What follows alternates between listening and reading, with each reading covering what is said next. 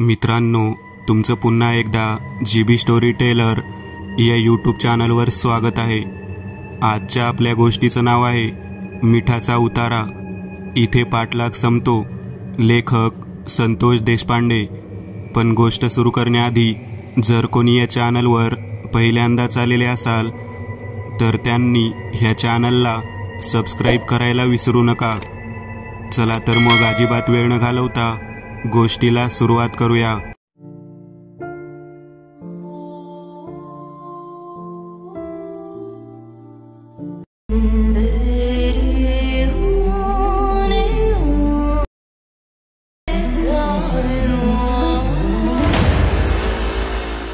योगेश आणि उमेश या दोघांनाही द्रोणामध्ये उतारा देऊन पाठवण्यात आलं होतं।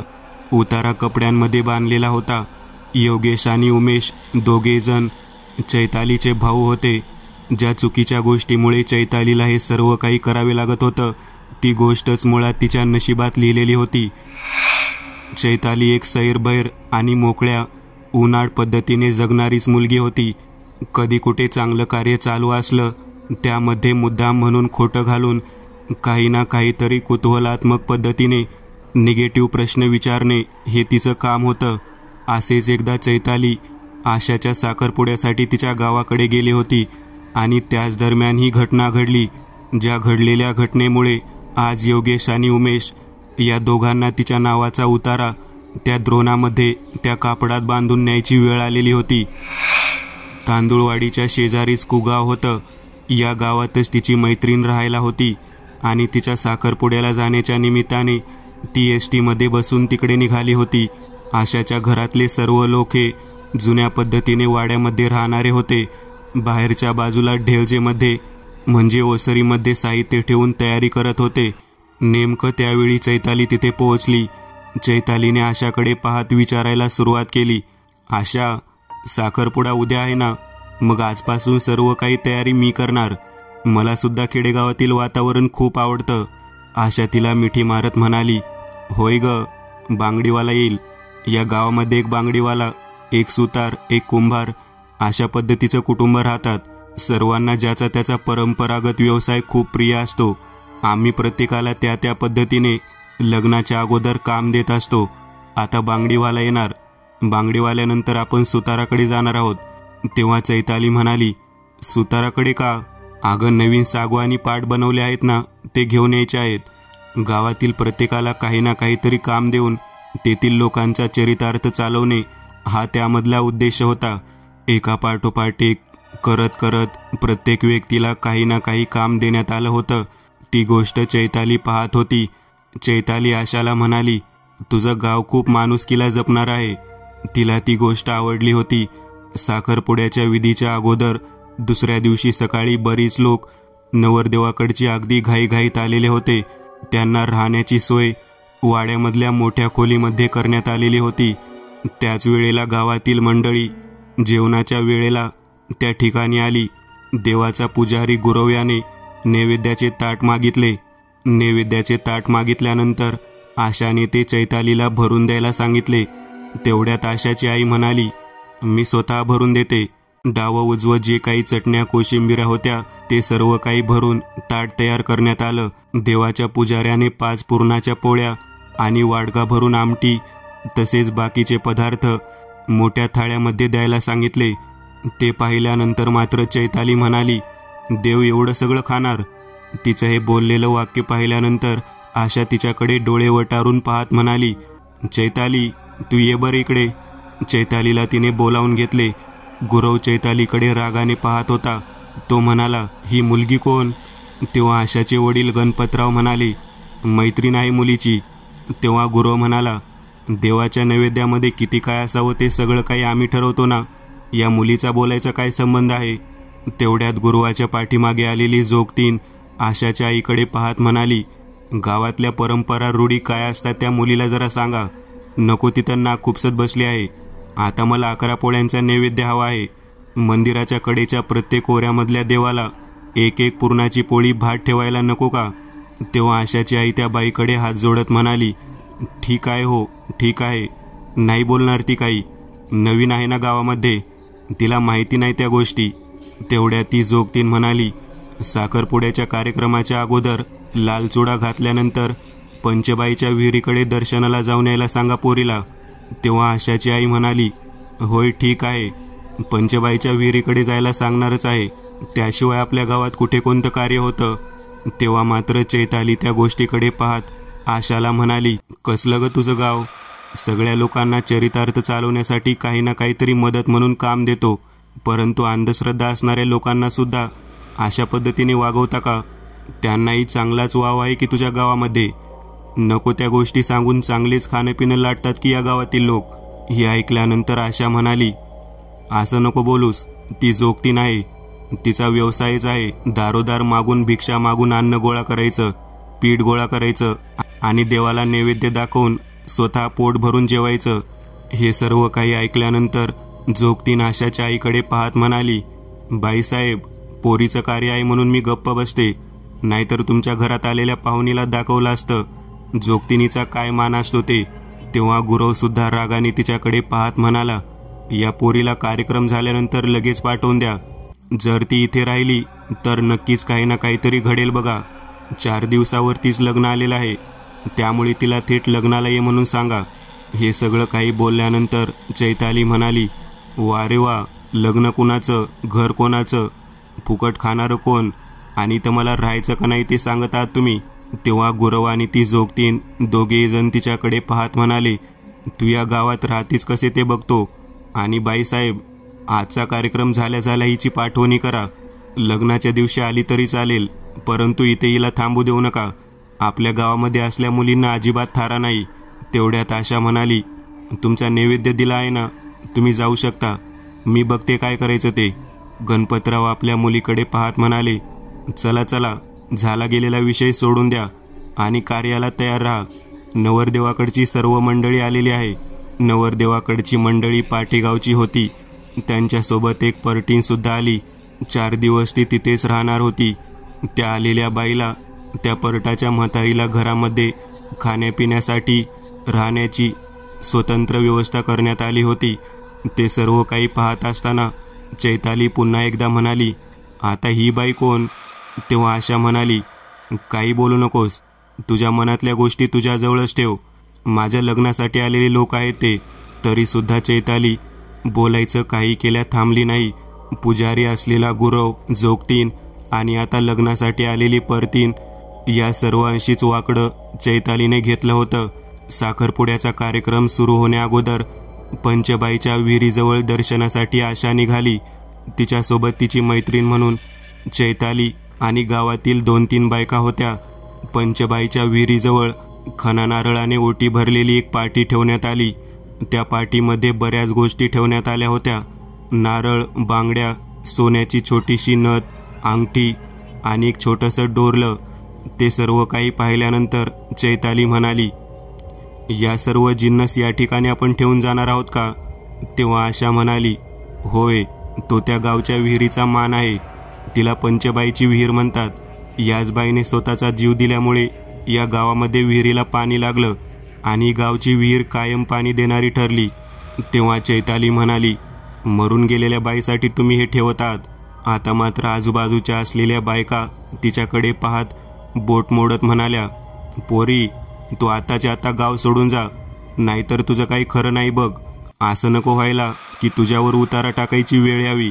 ते सर्व बोलणं ऐकल्यानंतर चैताली चिडली आणि त्या बायकांकडे पाहत म्हणाली, काय बोलता, तुम्हाला कळतं का? असं कोणाच्या शिव्या शापामुळे कोणाचं काही वाईट होत नसतं. आशा, तुला जे काही ठेवायचे ते ठेव, परंतु मला ह्या पद्धतीचे बोलणं कोणी बोललेलं खपणार नाही. साखरपुड्याच्या विधी संपुष्टात आल्यानंतर ती देवळामध्ये पाया पडण्यासाठी गेली. चैताली देवळामध्ये पाया पडण्यासाठी गेल्यानंतर तिच्यासोबत आशा आणि तिचा होणारा नवरा सुद्धा सोबत होता. भाऊजी भाऊजी म्हणत तिने तिथे सेल्फी वगैरे काढली आणि तिथून बाहेर असलेल्या गुरुवाजवळ आली. 10 रुपयाची नोट आणि 1 रुपयाचा ठोकळा त्याच्या हातावरती ठेवत म्हणाली, तुझी लायकी हीच आहे. आणि त्या जोगतींकडे पाहत म्हणाली, या गावात जर मागून काही पोट भरत नसेल तर माझ्या गावी ये.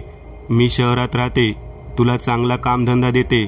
निदान पोळी भाजी करून स्वतःचं पोट तरी भरशील. फुकट खाण्यापेक्षा ते तरी बरं. हे सगळं काही बोलणं गावातल्या बायकांनी ऐकलं. पंचबाईच्या विहिरीजवळ असणाऱ्या बायकासुद्धा त्या ठिकाणी होत्या. त्या चैतालीकडे पाहत म्हणाल्या, पोरी, खूप बोललीस तू. पाहुणी म्हणून आली आहेस म्हणून सर्वजण आतापर्यंत गप्प बसले. आता मात्र आम्ही गप्प बसणार नाही. गणपतराव, तुमच्या घरात आलेल्या त्या मुलीला आत्ताच्या आत्ता गावातून हाकलून द्या, नाहीतर दगडाने ठेचून मारू तिला. हे जे काही बोलणं होतं ते सर्व काही चैतालीने ऐकलं आणि ती म्हणाली, कसली लोक आहे तुमच्या गावातील. एखाद्या बाईला मानसुद्धा देता येत नाही. घरामध्ये आलेल्या पाहुण्यांना कसं वागवतात त्या पद्धतीने गावातल्या लोकांनी मला वागवायला पाहिजे होतं. असं कधी वागत असतात का? तेव्हा गणपतराव तिच्याकडे पाहत म्हणाले, पोरी, तू शहरातली आहेस. तुला गावातील परंपरा काही माहिती नाही. तू लग्नाच्या आदल्या दिवशी परत ये. वाईट वाटून घेऊ नको. जे काही गावातील लोक बोलत आहेत त्याच्या पुढे मला जाता येणार नाही. शेवटी मी भावकीमधला माणूस आहे. त्याचं बोलणं ऐकल्यानंतर चैताली चांगली चिडली आणि तेथून जात असताना त्या बायकांकडे, त्या जोगतिनीकडे, त्या गुरुवाकडे पाहत म्हणाली, मला उतारा टाकण्याची वेळ येत आहे असं म्हणता. तुमच्या तोंडात किडे पडतील, किडे. तिचं हे बोलणं ऐकल्यानंतर गावातील सर्व लोक चांगली चिडली. आता मात्र आशाला काय बोलावं कळना. आशाच्या सासरवाडीकडची लोक चैतालीकडे पाहत म्हणाली, आहो, ही कसली पाहुणी आली आहे तुमच्याकडे? गावातील परंपरा, विधी, काही गोष्टी वगैरे हिला कळतात का नाही? तेव्हा आशाची आई म्हणाली, मी समजावून सांगते तिला, तुम्ही तुमचं काम चालू ठेवा. आशाच्या आईने चैतालीच्या हाताला घट्ट धरलं आणि तेथून घराकडे नेलं. ती चैतालीला म्हणाली, तुझी बॅग घे आणि तू आत्ताच्या आत्ता तुझ्या घरी निघून जा. गावातील लोक चांगले नाहीत. तू जोगतिनीला, त्या गुरुवाला जे काही बोललीस ती साधी माणसं नाहीत. उगाचच तू आमची पाहुणी आहेस, आमच्या घरात आलेली आहेस म्हणून ते गप्प बसले, नाहीतर खरंच त्यांनी सगळ्यांनी मिळून तुला मारलं असतं बघ. चैताली भयंकर चिडली. तिने बॅग घेतली आणि तशीच बस स्टँडवर येऊन थांबली. एसटी कधी येते याची ती वाट पाहत होती. साखरपुड्याचा कार्यक्रम झाल्यानंतर बरेच मंडळी फोर व्हीलरमधून गावाकडे निघालेली दिसत होती, परंतु कोणीही चैतालीला गाडीमध्ये बसू दिलं नाही. प्रत्येकजण तिच्याकडे तिरस्काराच्या नजरेने पाहत होता. अखेर शेवटची बस तालुक्याच्या ठिकाणी जाण्यासाठी आलेली होती. त्या बसमध्ये बसली आणि चैताली तिथून निघाली. त्या बसमध्ये गावातील बरीच मंडळी होती. ती तिच्याकडे रागाने पाहत होती. चैतालीला ती म्हणाली, तुला काही दिवसांमध्ये या ठिकाणी नाक घासत ती जोगतीन बोलावती का नाही बघ. आणि झालं सुद्धा अगदी त्याच पद्धतीने. आज योगेश आणि उमेश या दोघांना चैतालीसाठी द्रोणामध्ये एका कापडात बांधलेला घास घेऊन जाण्याची वेळ आलेली होती. नेमकं जोगतिनीने काय केलं होतं तेच कळलेलं नव्हतं, परंतु 100% जोगतिनीनेच हे सर्व केलं होतं हे सर्वांना वाटत होतं. योगेश आणि उमेश दोघेही जण गावाच्या ओढ्यापर्यंत येऊन थांबले होते. ते चालत चालत त्या ठिकाणापर्यंत आले होते. तब्बल 10 किलोमीटर चालल्यानंतर ते ठिकाण त्यांना प्राप्त झालं होतं. आपल्या बहिणीला या सर्व विचित्र त्रासातून मुक्त करायचं म्हणून त्यांनी हे सर्व काही केलं होतं. त्यांनी द्रोणामधील तो कपडा पिंपळाच्या झाडाजवळ ठेवला आणि तेथे छोटासा खड्डा खणून त्यात तो पुरला. त्याच्यावरती माती सारली आणि तेथून ते परत निघाले. मागे वळून न पाहता दोघेही जण आल्या वाटेने चालत निघालेले होते. ते दोघेही जण एकमेकांशी अजिबात बोलत नव्हते, कारण त्यांना त्या पद्धतीने सांगितलं होतं. शेवटी 3 तासाच्या प्रवासानंतर ते घराजवळ येऊन पोहोचले. बाहेरच्या बादलीमधलं पाणी घेतलं आणि पायावरती टाकलं आणि परत घरात आल्यानंतर विश्रांतीसाठी तसेच झोपून राहिले. खोलीच्या आतमध्ये बंदिस्त असलेली चैताली मात्र काही बोलत नव्हती. ती शांत झालेली होती. ते दोघे जण एकमेकांकडे पाहत म्हणाले, आता ती शांत झालेली असावी म्हणजे बरं झालं, नाहीतर आता पुन्हा अशा पद्धतीचं काम करण्याचं धाडस आणि ताकद राहिलेली नाही. योगेशने आपल्या बायकोकडे पाहत पाणी आणायला सांगितलं. पाणी वगैरे पिल्यानंतर योगेशची बायको बकुळा त्याच्याकडे पाहत म्हणाली, अहो चैताली आता पुरतं शांत झालेली दिसत आहे. नक्कीच कोणीतरी काहीतरी करणी केलेली आहे दिसते बघा. तेव्हा योगेश म्हणाला, काय बोलती, तुला अक्कल आहे का? जो उतारा सांगितला होता तो त्या फडक्यात बांधून त्या ठिकाणापर्यंत जाऊन त्या गावाच्या विहिरीजवळच्या झाडाच्या खाली पुरून आलो आहोत. आता अजून काय राहिलं आहे? तेव्हा बकुळा म्हणाली, तुम्ही त्या ठिकाणी गेलात खरं, परंतु ज्या पद्धतीने उतारा त्या ठिकाणी घेऊन जायचं होतं त्या पद्धतीने तुम्ही नेलाच नाही. वसंत काकांचा फोन आला होता. त्यांनी कापडामध्ये बांधलेला उतारा तुम्हाला 3 वेळा पुढून आणि 3 वेळा मागून उतरवायला सांगितला होता. तुम्ही तसं केलंच नाही. फक्त गोल गोल ओवाळलं आणि द्रोणामध्ये नेऊन तो उतारा त्या ठिकाणी ठेवला. तेव्हा योगेश आणि उमेश एकमेकांकडे पाहत म्हणाले, काय रे देवा, या आमच्या बहिणीच्या केलेल्या कर्माची फळं आम्हालाच भोगावी लागणार वाटतं. तेव्हा बकुळा म्हणाली, तसं म्हणू नका. त्यांच्या नशिबात 7:30 सुरू आहे, त्यामुळेच त्या तसं बोलतात. 7:30च्या काळामध्ये व्यक्ती कधी कसा बोलेल काही सांगता येत नाही. मला तर वाटतं तुमच्या बहिणीला कोणीतरी काळी नजर लावलेली आहे, त्यामुळेच तिला हा त्रास होत आहे. आता जरी ती शांत असली तरी तो जो उतारा होता तो तुम्ही नीट ठेवलेला नव्हता. त्यामुळे मला वाटत नाही की सकाळपर्यंत तुमची बहीण व्यवस्थित होईल. तेव्हा बकुळाचं बोलणं ऐकल्यानंतर उमेश आणि योगेश दोघेजण तिला म्हणाले, मग उपाय काय करायचा ते तरी सांग तू. खूप मोठी पंडित लागून गेलीस. तुला बऱ्याच गोष्टी माहीत असल्यासारखं बोलत आहेस तू. तेव्हा बकुळा म्हणाली, ज्या ज्या व्यक्तीवरती चैतालीताईचा संशय आहे त्या प्रत्येक व्यक्तीचे नाव घेऊन एक गोष्ट करायची. माझी चुलती सांगत होती की ती गोष्ट अगदी घरगुती उपायासारखीच आहे. तेव्हा योगेश म्हणाला, काय आहे ती गोष्ट? तेव्हा बकुळा म्हणाली, मिठाचा उतारा. एकदा पाठीमागे लागलेला जो त्रास आहे तो लगेचच संपतो. तिचं हे बोलणं ऐकलं आणि योगेश आणि उमेश दोघेही तयार झाले. ते म्हणाले, मग या अगोदर जो उपाय केला होता तो काय व्यवस्थित झाला नव्हता का?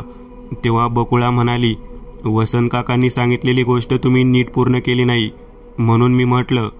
तसं मला या बाबतीत बरीच माहिती आहे, परंतु तुम्ही माझ्यावर विश्वास ठेवणार नाही म्हणून मी गप्प बसले. तेव्हा योगेश म्हणाला, बोल, तुला काय माहिती आहे?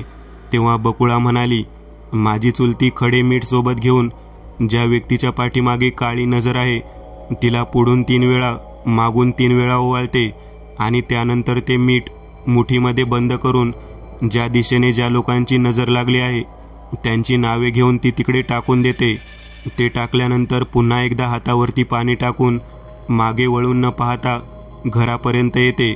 घराच्या दारामध्ये बाहेरच्या बाजूला पाय स्वच्छ धुवून घराच्या आत प्रवेश करते. योगेश म्हणाला, हा उपाय खूप चांगला आहे की? तेव्हा बकुळा म्हणाली, परंतु काकीकडे जावे लागेल, तिला व्यवस्थित विचारावं लागेल. तेव्हा योगेश आणि उमेश बकुळाला घेऊन काकीकडे जाण्यासाठी निघाले. तेवढ्यात घराच्या कडेने एक लेकरू हातात घेतलेली बाई दिसू लागलेली होती. ते पाहिल्यानंतर बकुळा म्हणाली, बघा, तुमच्या बहिणीच्या पाठीमागे ती पंचाबाई पाठवली आहे, त्या जोगतिनीने. ते म्हणल्यानंतर योगेश म्हणाला, कुठे दिसत आहे ती? ती काय, ती घराच्या समोर पिंपळाचे झाड जिथे आहे त्या झाडाच्या खालीच बसलेली आहे. बघा, हातामध्ये लेकरू आहे आणि दुसऱ्या हातामध्ये पाण्याचा तांब्या धरला आहे. उमेश आणि योगेश या दोघांनी हे सर्व काही पाहिलं. ते चांगलेच घाबरले. ते बकुळाला म्हणाले, तू तुझ्या चुलतीकडे जाऊन ये, आम्ही दोघं नाही येऊ शकणार. चैतालीला एकटं कसं सोडायचं? तेव्हा ती म्हणाली, चैतालीच्या जवळ सुद्धा ही बाई जाणार नाही. ती बाई मुळात जिवंत बाई नाही, ती एक आत्मा आहे. त्या आत्म्याचा अपमान आपल्या चैतालीने केला आहे. चैतालीला घराच्या बाहेर काढून त्या आत्म्यासमोर उभा करून तिने त्याची क्षमा मागितली की तो आत्मा निघून जाईल. तेव्हा उमेश म्हणाला, एवढा वेळ कुठे आहे? तू म्हणते तो उपाय करू, तुझ्या चुलतीकडे जाऊ. तेव्हा तो म्हणाला, उमेश, तू घरामध्ये थांब, अजिबात दरवाजा उघडू नकोस. मी आणि बकुळा दोघेजण मिळून सासूबाईकडे जाऊन येतो. मग काय, बकुळा आणि योगेश दोघेजण मिळून दूरवरून त्या बाईकडे पाहत बकुळाच्या चुलतीकडे जाण्यासाठी निघाले. बकुळाच्या चुलतीकडे गेल्यानंतर तिने खापराच्या गाडग्यामधील मीठ बाहेर काढलं आणि ते मीठ समोर धरून त्या मिठाची महती सांगू लागली. ती म्हणाली, मीठ हे असं तत्व आहे जे समुद्रातून आपल्याला प्राप्त होतं. ज्या ज्या गोष्टी समुद्र मंथनातून प्राप्त झालेल्या आहेत त्यामधलं हे पवित्र असं साधन आहे, ज्या साधनाला अगस्त्य ऋषींनी निर्माण केलं आहे. मीठ हे अगस्त्य ऋषींनी जे समुद्र प्राशन केलं होतं त्यानंतर उत्सर्जित केलेल्या मूत्रापासून प्राप्त झालेले साधन आहे. त्याला लवण म्हणतात. यामुळेच नैवेद्यामध्ये मिठाला स्थान नाही. आपण मिठाशिवाय जगू शकत नाही. अगस्ती ऋषीने जेव्हा याची निर्मिती केली तेव्हापासून माणसाच्या रसनेला म्हणजे जिभेला त्याची सवय लागली. साक्षात ईश्वरी तत्वातून निर्माण झालेल्या मिठामुळे ते काळशक्तीला काळ नजरेला आपल्याकडे आकर्षित करून घेते आणि ते त्या शक्तीला आपल्यामध्ये कैद करून दूरवर विसर्जित केल्यानंतर तिथेच तिचा नायनाट करते. बकुळाच्या चुलतीने जे काही सांगितलं होतं ते ऐकल्यानंतर मी डोक्याला हात लावला. बकुळीची चुलती माझ्याकडे पाहत म्हणाली, योगेशराव, तुमच्या बहिणीला काहीच होणार नाही. ज्या जोगतिनीने, ज्या पंचबाईने किंवा ज्या गुरुवाने हे काही घडवलं असेल त्याला काही दिवसातच उलटा फटका बसेल बघा. तेव्हा मी म्हणालो, नको नको, कोणाचं नुकसान होऊन मला ते काही करायचं नाही. जे काही करायचंय ते आपण स्वतः शांततेने करायचं आहे. एकतर माझ्या बहिणीची चूक आहे आणि तिने जे काही केलं त्याची शिक्षा ती भोगत आहे. तुम्हाला माहीत नाही, जेव्हा ती त्या गावातून परत माझ्या घराकडे आली तेव्हा रात्रीच्या वेळी एक रडणारं बाळ आमच्या दारामध्ये दिसू लागलं. मी ते बाळ उचललं आणि घरात घेतलं तर तिच्या पाठोपाठ, त्या बाळाच्या पाठोपाठ त्या लहान लेकराची आईसुद्धा दारामध्ये येऊन उभारली. तिचा अवतार, तिचे बोलणे, सगळं काही आम्ही पाहिलं तर खूप वेगळं वाटत होतं की कोड्यामध्ये टाकल्यासारखं बोलत होती. तुझ्या बहिणीला घेऊन जाणार आहे, मला तिला घेऊन जायचं आहे. तिला माझ्या यातना, वेदना काय असतात त्या सांगायच्या आहेत. तिला जाणून द्यायचं आहे की विहिरीतलं शांत ठिकाण आणि तिथला गारवा किती महत्वाचा असतो ते. कधी कधी विहीर घराप्रमाणेच मला वाटते. हे सर्व काही ती बाई बोलत होती. तेव्हा मी हे सर्व काही ऐकल्यानंतर माझ्या भावाला म्हणालो, चैतालीने काहीतरी विचित्र काम केलेले दिसते. ती नेमकं कोणत्या ना कोणत्या शक्तीच्या वाटेला गेलेली असणार आणि त्यामुळे तिच्या पाठीमागे हा सर्व त्रास लागलेला असणार. तेव्हा समोर बसलेली बाई मला म्हणाली, पोरा, तुझ्या बहिणीला माझ्यासोबत पाठव, तुला काही त्रास होणार नाही. जर बहिणीला नाही पाठवलं तर तू, तुझा भाऊ, त्यांच्या दोन्ही बायका या सगळ्यांनाच मला सोबत न्यावं लागेल. मंदिराच्या मागच्या बाजूला असलेल्या मोठ्या हौदामध्ये तुमची सोय करावी लागेल. हे सगळं काही ऐकल्यानंतर आम्ही डोक्याला हात लावला. माझा लहान भाऊ उमेश माझ्याकडे पाहत म्हणाला, ही बाई आहे तरी कोण? तिचं एवढं तू ऐकून का घेत आहेस? तेव्हा मी उमेशकडे पाहत म्हणालो, तू शांत राहा, काही बोलू नकोस. उमेशला मी डोळ्याने खुणावत आरशामध्ये पाहायला सांगितलं. तेव्हा उमेशने आरशात पाहिल्यावर ती बाई संपूर्णतः काळवंडलेली दिसत होती. तिचा चेहरा इतका काळा होता की ती जणू काळपिशाच्या असावी असं वाटत होतं. माझा भाऊ त्याच वेळेला शांत बसला. काळ नजर आपल्या बहिणीला लागली आहे हे मी ओळखलं होतं आणि त्यामुळेच मी तिथून वसंत काकांकडे गेलो. वसंत काकांनी एक पुडी, एक फळ बांधून दिलं. त्याच्या आत काहीतरी घातलं होतं. ते घट्ट बांधून घेऊन आम्ही द्रोणामध्ये घेऊन जवळजवळ 10 किलोमीटर चालत जाऊन परत आलो. परंतु परत आल्यानंतर सुद्धा, तो उपाय केल्यानंतर सुद्धा माझ्या बहिणीला काहीच फरक पडला नाही. केवळ ती शांततेने घरात बसलेली आहे. तेव्हा बकुळीची चुलती आमच्याकडे पाहत म्हणाली, नेमकं काय करत आहे ती? त्यावेळेला उमेश म्हणाला, अहो चैताली जिथे बसली आहे त्या पलंगाच्या समोर बरोबर आरसा आहे. त्या आरशात मी नीट पाहिले तेव्हा माझ्या बहिणीच्या मानेवरती एक बाई आणि एक छोटं लहान बाळ बसलेलं दिसलं. हे ऐकल्यानंतर मात्र डोक्याला हातच लावला. चुलती म्हणाली, मी सांगते ते काम करा. सर्वात पवित्र मीठ आहे. मिठाचा उतारा करा आणि तो त्या बाईच्या विहिरीमध्ये विसर्जित करा. तो विसर्जित करण्याच्या अगोदर तुम्ही, तो गुरव, ती जोगतीन या दोघांना बोलावून घ्या. त्यांच्यासमोर ते ओवाळून विहिरीमध्ये टाका. त्या दोघांची वाईट नजर तुमच्या बहिणीवरती पडली आहे. कदाचित त्यामुळेच त्या गावातील अपमानित झालेली त्या विहिरीतील पंचाबाई तुमच्या बहिणीच्या पाठीमागे लागली आहे. जेव्हा मिठाचा उतारा तिथे टाकताल तेव्हा पाठलाग संपून जाईल. बकुळाच्या चुलतीने सांगितलेल्या पद्धतीने त्या पवित्र असलेल्या मडक्यामधून, त्या खापराच्या भांड्यातून ते खडे मीठ बाहेर काढलं. ते मीठ कापडामध्ये बांधून घेतलं. चुलतीने त्या मिठावरती आपला हात ठेवला आणि काहीतरी मंत्र पुटपुटला आणि आमच्या जवळ ते मीठ दिलं. आम्ही ते मीठ घेऊन आमच्या सोबत आलो. त्या कापडामधलं मीठ घरी आणल्यानंतर दरवाजा उघडला. दरवाजा उघडल्यानंतर माझी बहीण प्रत्यक्ष त्या बाईशी बोलत बसली होती आणि तिच्या लहान बाळाला झोका देत होती. आम्ही घाबरलो. बकुळा मला म्हणाली, बघा, आपल्या लहान बाळाच्या पाळण्यामध्ये त्या बाईने स्वतःचं लहान बाळ झोपावलं आहे आणि चैतालीला झोका द्यायला लावलेला आहे. तिचा पाठलाग आता संपतो का नाही काही कळायला मार्ग नाही. तेव्हा आम्ही म्हणालो, तुझ्या चुलतीने दिलेला उपाय करायची वेळ आली आहे, तू घाबरू नकोस. तेव्हा आम्ही त्या पुडीतील मीठ बाहेर काढलं आणि चैतालीच्या समोरून आणि पाठीमागच्या बाजूने 3 वेळा ते मीठ खाली वर केलं. आल्या गेल्याची, भूताखेताची, जोगतिनीची, गुरवाची, गावातल्या साऱ्या गावकऱ्यांची लागलेली दृष्ट या मिठाबरोबर, या उतार्याबरोबर जाऊ दे रे देवा, असं म्हणून 3 वेळा खालीवर नीट करून आम्ही ते मीठ सोबत घेतलं आणि तिथून थेट चालत बाहेरच्या दिशेने निघालो. आम्ही जसं घराच्या बाहेर पडलो तसतसं ती बाई आणि तिचं लेकरू सुद्धा आमच्या पाठोपाठ घराच्या बाहेर पडलं. ते मागून ओरडत होतं, बघ, मागं बघ, ए मागं बघ. आम्हाला माहीत होतं ती बाई आम्हाला मागे बघायला भाग पाडत आहे. तेव्हा आम्ही मागं न पाहता सरळ चाललो होतो. ती बाई आता ओरडू लागली, तुझ्या बहिणीचा जीवच घेते बघ, मागं बघ, लवकर मागं बघ. आता मात्र आम्हाला कळून चुकलं की मागे पाहण्यासाठी ती हे सर्व काही करत होती. बकुळाच्या चुलतीने सांगितलेल्या पद्धतीने मागं अजिबात बघायचं नव्हतं. मी बरंच अंतर पार करून पिंपळाच्या झाडाच्या पलीकडे गेलो. चुलतीने सांगितलेल्या पद्धतीने मी माझ्या डोळ्यासमोर जोगतीनबाई आणि त्या गुरवाचा चेहरा आठवला. ते शिव्या श्राप देत असताना मला दिसू लागलेले होते.